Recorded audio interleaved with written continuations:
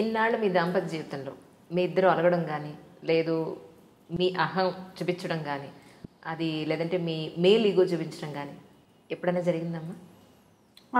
మీరంటే చాలా ఇష్టం ఆవిడకి, నాకు అర్థమైంది. మీరంటే విపరీతమైన ప్రేమ, అందుకని ఆవిడేం మాట్లాడదు, నాకు అర్థమైంది. మీరు చెప్పండి. ఆవిడ చెప్పేది మీరు నమ్మకపోతే అడుగుతాను. కళ్ళు ఎర్రబడ్డాని అడిగారు అంటే మీ మీద ఎంత కాన్సన్ట్రేషన్ ఉందో చూడండి. ఇప్పుడు చంటి పిల్లలు చూసుకున్నట్టు చూసుకుంటున్నారు కదా. ఆ ప్రేమ ఆవిడలో కనపడుతుంది. సంప్రదాయం కూడా ఏం చెప్పిందంటే పిల్లలు పుట్టి వాళ్ళకు ఒక 20 ఏళ్ళు వచ్చాయంటే భర్త బిడ్డతో సమానం, భార్య అంతే కూతురుతో సమానం. ఇంకప్పుడు వేరే వాంఛలు ఏమైనా సహజంగా తగ్గిపోతాయి పెద్ద విషయాలకు. కానీ కేర్ అంటే అందుకని జాగ్రత్తలు తీసుకోవడం, ఆ బాధ్యత పెరుగుతుంది. అందుకని చాలా జాగ్రత్త తీసుకుంటున్నాను. నేను వేదిక మాట్లాడుతుంటే ఎదురుగా ఉంటే ఇలా చూపిస్తుంది ఒక్కోసారి ఆపే మరి అంటే అప్పుడు 2 గంటలు దాటిపోయింది. 2 గంటలు దాటి 2 గంటలు మాట్లాడతాను సాధారణ. ఒక్కోసారి భావావేశంలో సబ్జెక్ట్ అవకాశం పెరిగితే కొంచెం అలా చూపిస్తుంది ఏంటిది అని. అది ప్రేమతోనే కదా.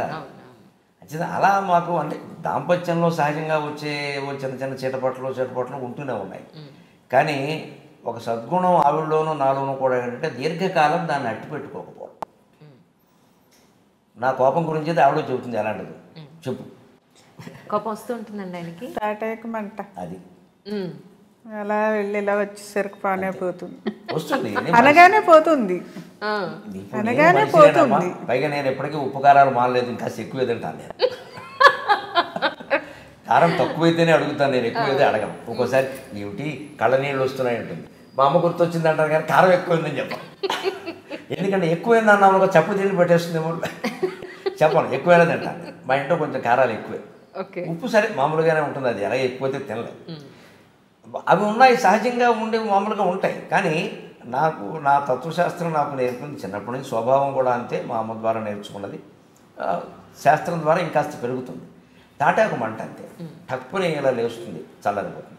ఆవిడ నేర్చుకున్న టెక్నిక్ ఏంటంటే అనుభవం మీద ఆ కాసేపు మాట్లాడదు, వెంటనే వంటింట్లోకి వెళ్ళిపోతుంది. అలాగే బాగోలేదు వదిలేసి.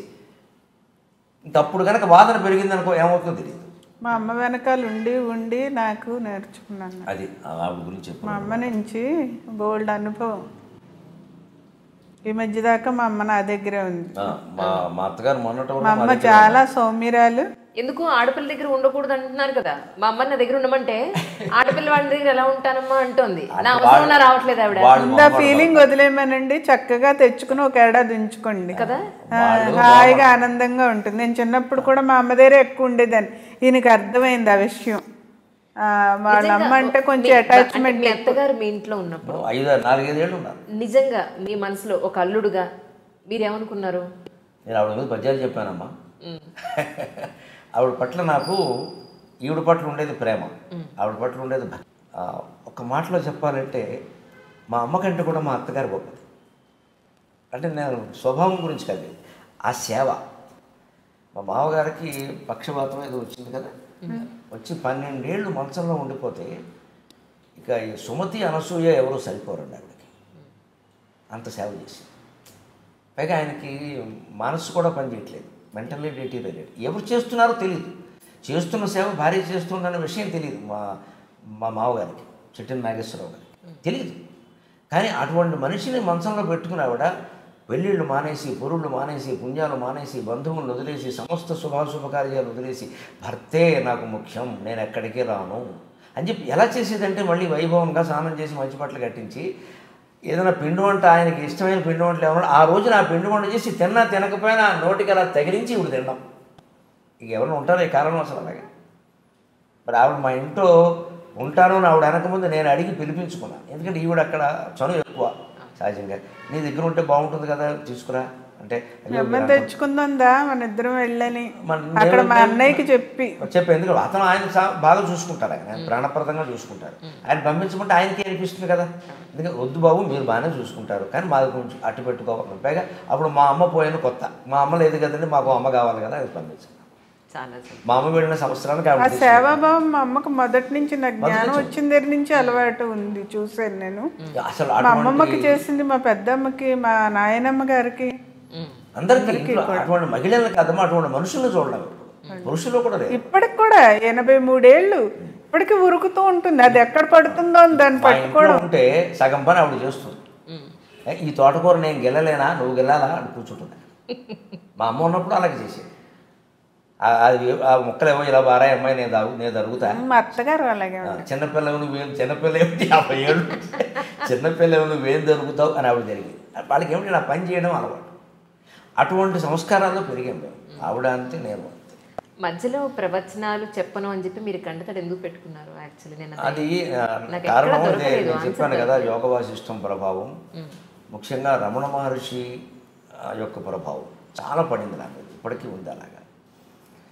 ఇవి ఎంత చేసినా ఏం చేసినా లోకానికి మనం ఏదో నామమాత్రంగా చేయగలిగింది చేయాలి తప్పితే దీనివల్ల ఏదో అయిపోతుందని అనుకోవద్దు. లోకాన్ని సంస్కరించడం కంటే ముందు నిన్ను నువ్వు సంస్కరించుకోవడమే ముఖ్యం, ఆత్మజ్ఞానం పొందడమే అన్నిటికంటే ముఖ్యం అనే రమణ మహర్షి మాట నన్ను బాగా ఏడాది పాటు నలిపేసింది. అంటే ఆ చిత్తశుద్ధి నాకు మొదటి నుంచి ఉంది. భగవంతుడి దేవుడు నేను చెప్పేది ఒకటి చేసేది ఒకటి నేను చేయలేనది. ఎవరి కోసమో ఏదో చెప్పడం, అలాగే చెప్తే పోతే నచ్చదండి ఈ జనానికి, నచ్చకపోయినా సరే నిజమే చెప్పాలి. ఒకడికి నచ్చిన మంచిది. ఎందుకు దాస్తున్నాం మనం? ఇంత గొప్ప సాహిత్యం ఉంది మనకి, దీన్ని దాస్తున్నాం. మన సాహిత్యంలో ఈ గుడి నమ్మకాలు లేవమ్మా, అంత చైతన్యం, అది అపూర్వమైన జ్ఞానం అని చదువుతున్నప్పుడు ఆ చిత్తశుద్ధి ఎలా ఆలోచింపజేసిందంటే ఆత్మజ్ఞానం ముఖ్యం, ఆత్మజ్ఞానం ముఖ్యం, నిన్ను నువ్వు తెలుసుకోవడం ముఖ్యం అన్నప్పుడు నేనెవరో అని తెలుసుకునే ప్రయత్నం నేను ఇంట్లో కూర్చుని చేయాలి. కానీ ఇంకా ఏదో అవధానాలు, ఉపన్యాసాలు, ప్రవచనాలు అని వెళ్ళిపోతూ ఉంటే నెలలో 20 రోజులు పైన ఆ క్షోభంగా ఆ ఇబ్బంది అంతా ఆవిడ పడింది. నిజానికి నెలకి 20 రోజులు ఇంట్లో ఉండకపోవడం అంటే భారీ పరిస్థితి ఏంటండి.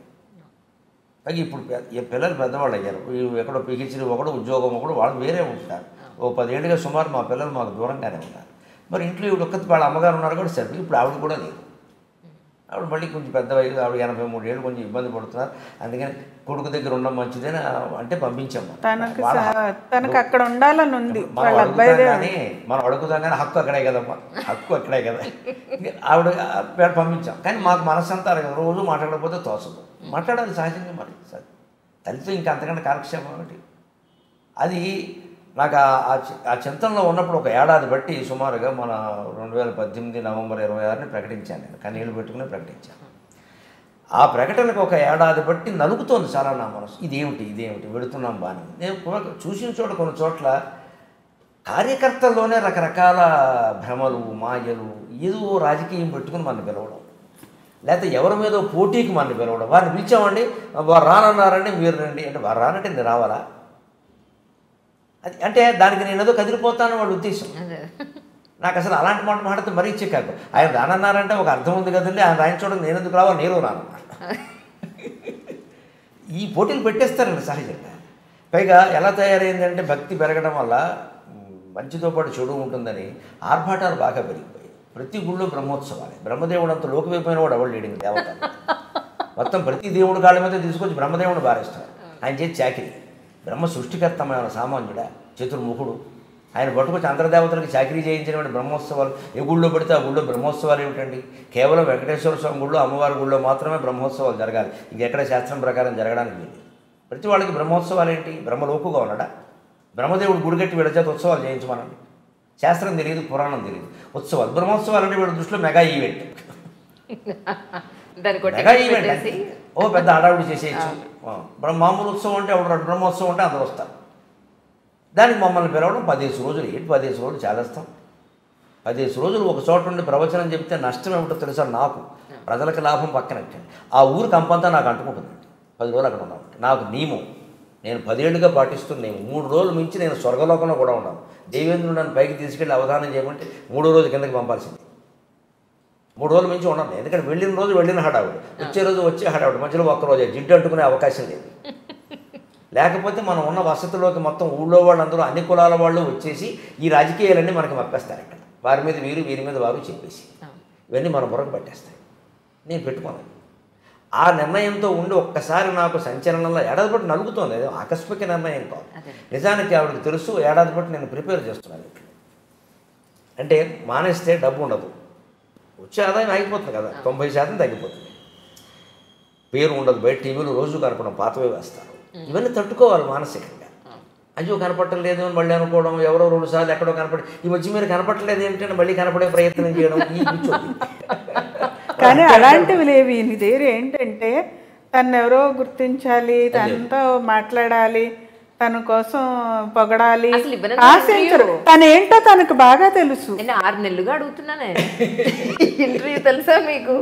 వద్దమ్మా చాలా చెప్పేశాను, ఇప్పటికి చాలా అయిపోయింది, వద్దమ్మా ఇవ్వనన్నారు.